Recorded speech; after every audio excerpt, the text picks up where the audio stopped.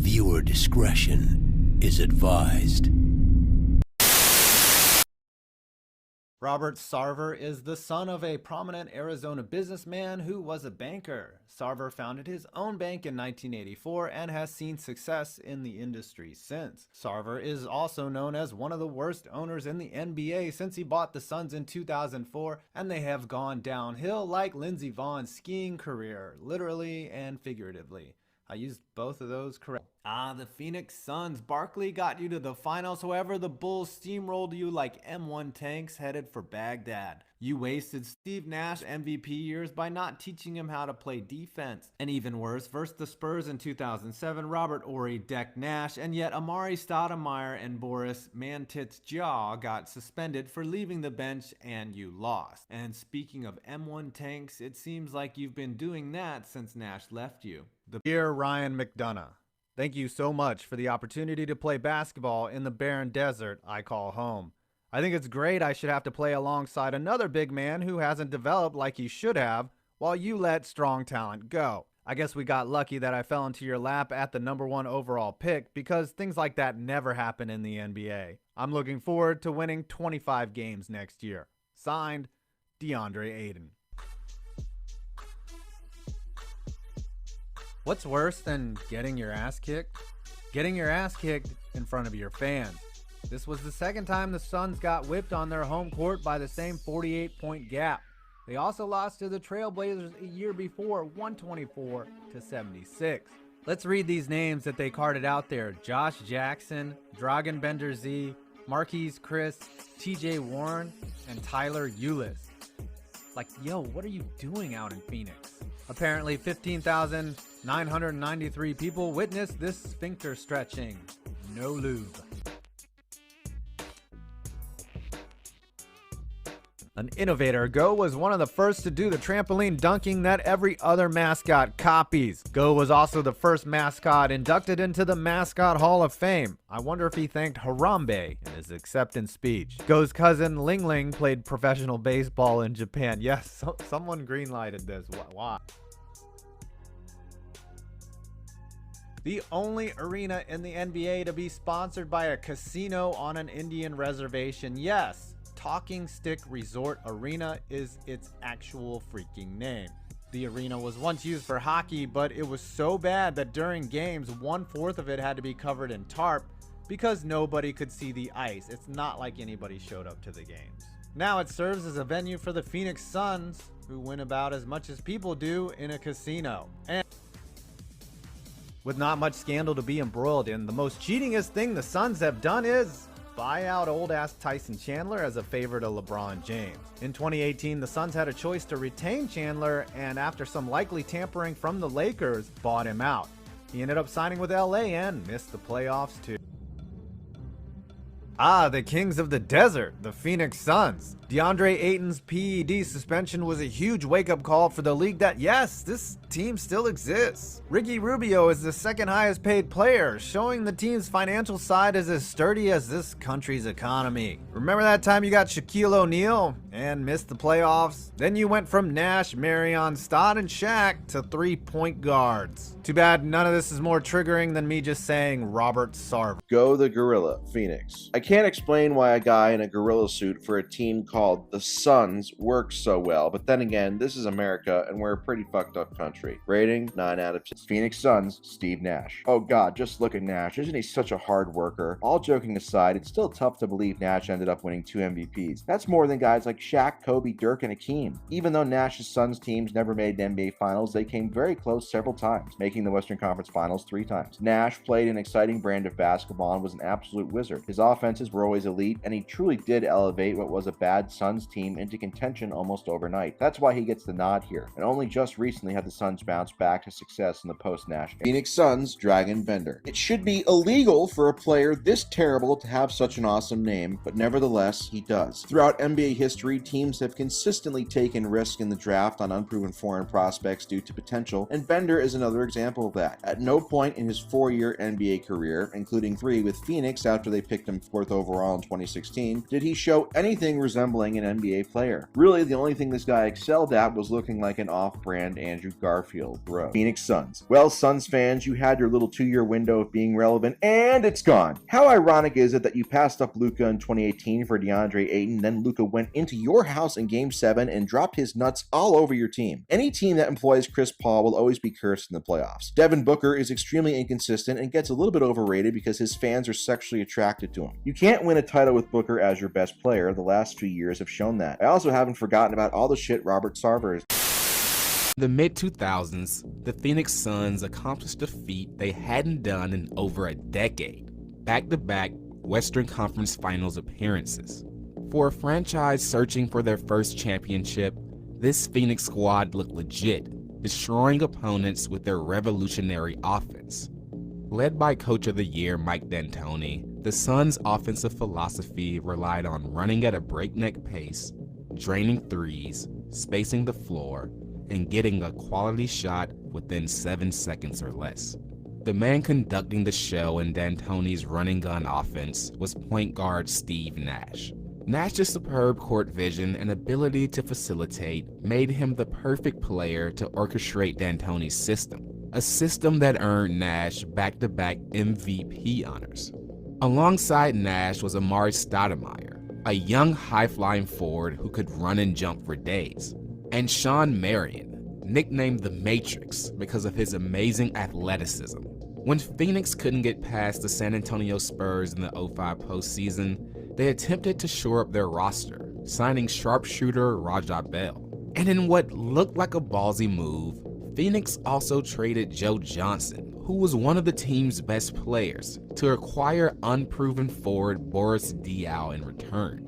Under D'Antoni, Diaw blossomed into a true positionless player, earning most improved honors, notably filling in for Stoudemire, who missed most of the 2006 season due to a knee injury.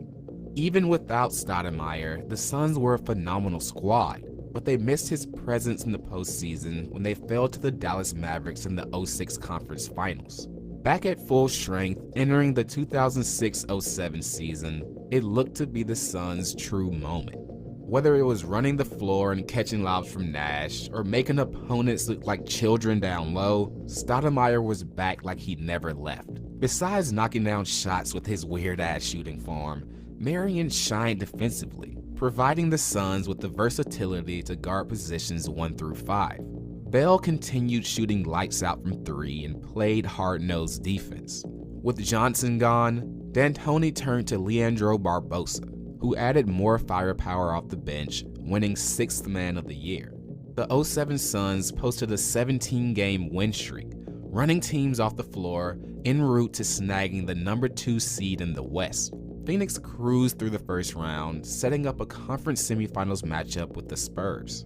A win in Game 1 would preserve home court advantage and put Phoenix one step closer to returning to the Western Conference Finals by beating the team that ended their title hopes a few years ago. As the series tipped off, Phoenix was battling in a tightly contested game until their chances of winning took a huge hit. Literally.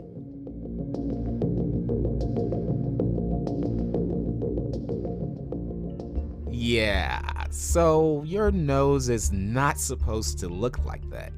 Up until late in the fourth quarter, Nash kept the Suns within striking distance to snatch the lead.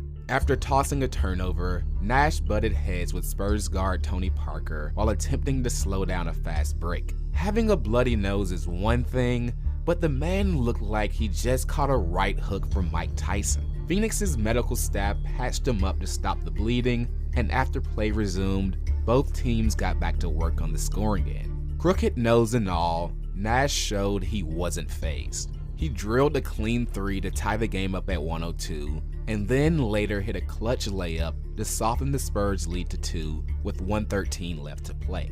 That layup was his last opportunity to help his team. Down 2 with under a minute to play, Nash had to be benched because his nose just wouldn't stop gushing blood.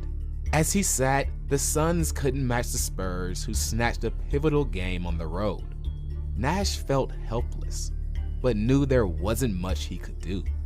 While I'm sure San Antonio was ecstatic with their win, Spurs forward Robert Horry wanted to beat the best team and acknowledge the Suns weren't the best without Nash.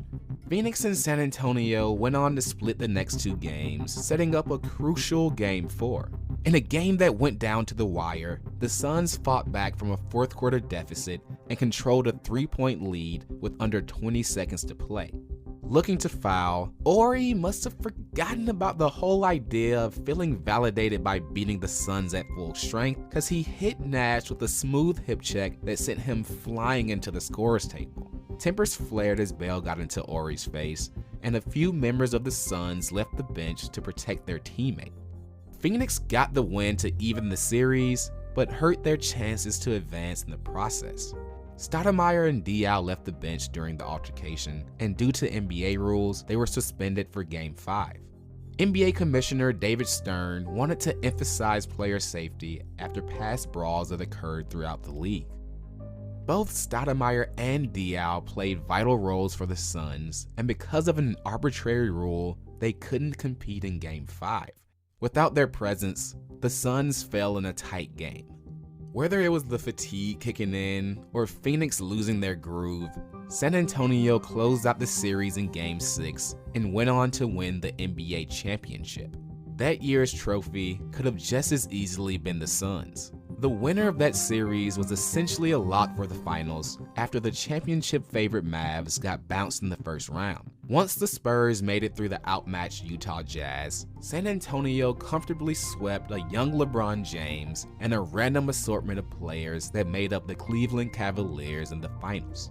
If it weren't for a badly timed nosebleed or an extremely nitpicky league ruling, that year's championship was Phoenix's for the taking. While that season posed an excellent opportunity, the Suns were ready to run it back the next year. The franchise made some changes immediately, starting off with a big move in the front office. Steve Kerr spent time as a consultant after joining a group to purchase the organization in 2004. But now as an inexperienced GM, Kerr was tasked with improving a team on the cusp of a championship. In his first move, Kerr signed veteran forward Grant Hill on a bargain deal. The Suns hoped that Hill could add more scoring to an already stacked offense to put them over the top. In an effort to clear cap space, Kerr also traded a package including veteran big man Kurt Thomas. Thomas had provided the Suns with length down low and was a key defensive anchor for an undersized team that struggled with handling bigs.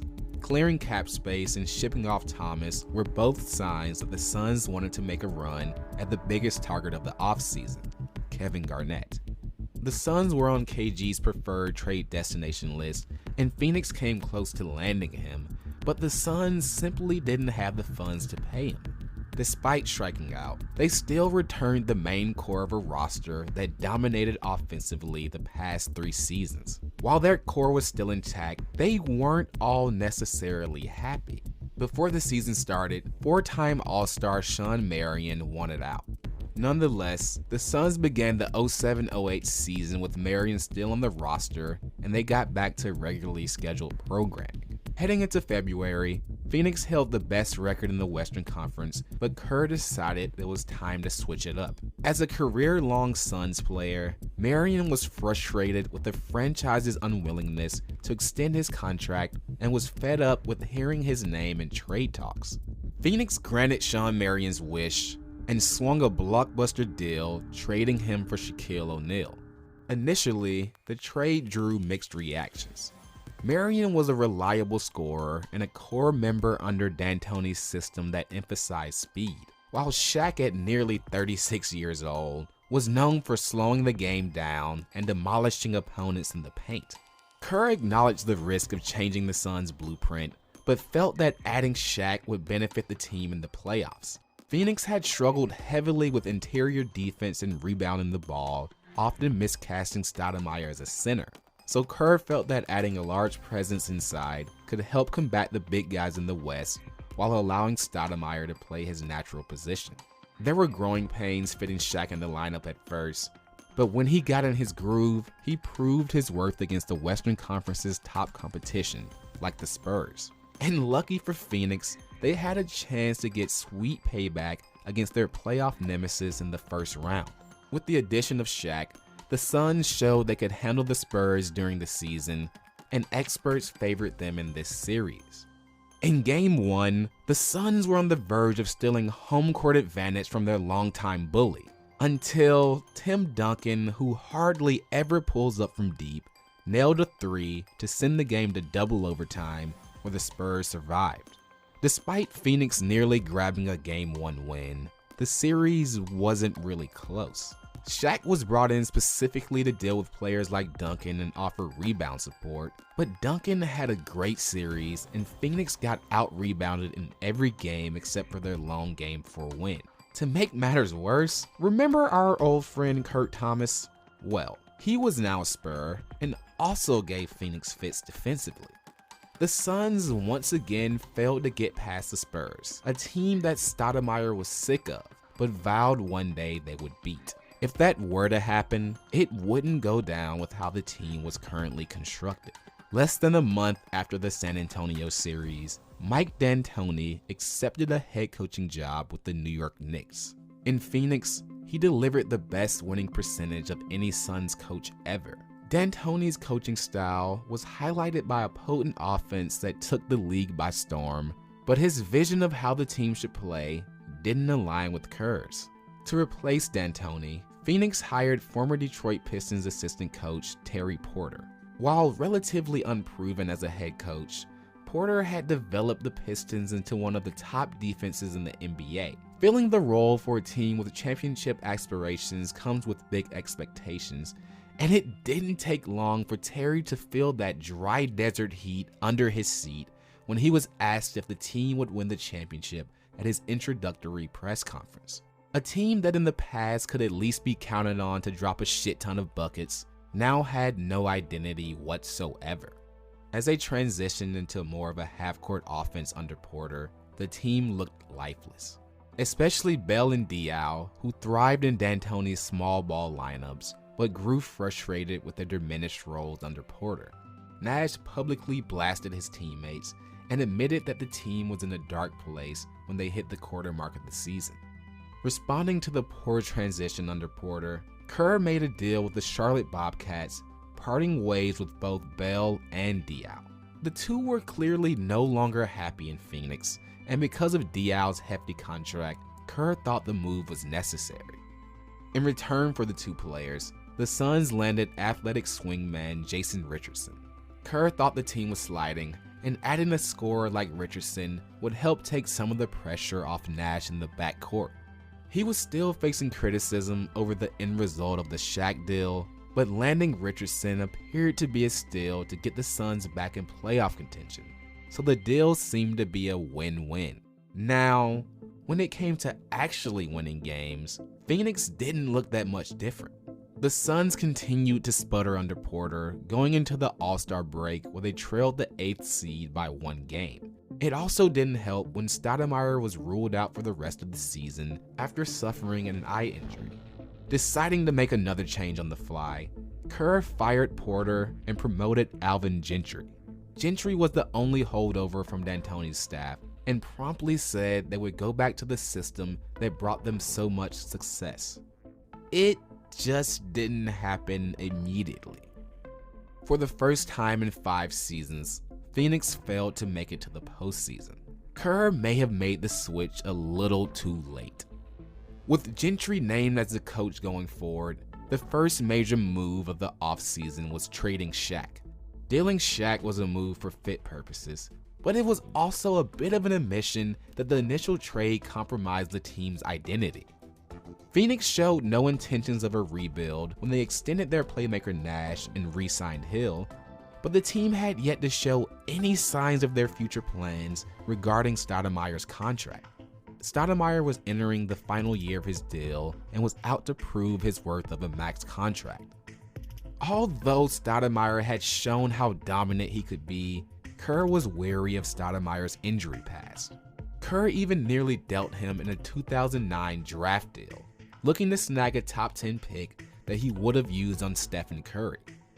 The deal never went through, and with Stoudemire still in Phoenix, the team surprisingly started off scorching hot under Gentry's revamped system that emphasized rhythm rather than playing at a breakneck pace. Going into the All-Star break, Phoenix's defensive issues became more apparent as their hot start quickly cooled down, and Kerr was ready to make another mid-season move. Stoudemire had been named an All-Star starter, but Kerr once again began shopping him around the league. While a trade never panned out, it propelled Stoudemire to play unconsciously as he led the team into the 2010 playoffs. The Suns defeated the feisty Trail Blazers in the first round, but if they wanted to return to the Western Conference Finals, their trip once again would have to make a stop through San Antonio. Coming into this series, experts favored the Spurs and their playoff history against the Suns. But Phoenix shoved a huge middle finger in history's face and swept San Antonio, earning a trip to the Western Conference Finals for the first time since 2006. 3 months after the Suns were willing to trade Stoudemire, he led the team in points to close out the series. Instead of celebrating a victory against a team he vowed to get past, Stoudemire calmly walked off the court after the win, knowing there was work still to be done. This version of the Suns looked different in the postseason. Yes, Phoenix wasn't the greatest defensive team, but Spurs head coach Greg Popovich noted they were much more active and committed to their defensive assignments under Gentry. Throughout the season, Gentry blended the coaching style of D'Antoni and the defensive mindset of Porter to make the Suns a more well-rounded team.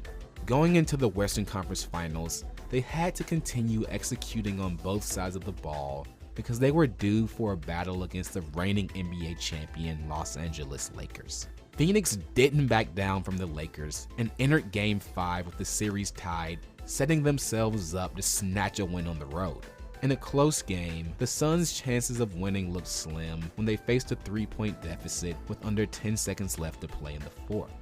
That was until Richardson banked in a deep three to keep the team alive, and you could feel the momentum shifting in favor of Phoenix.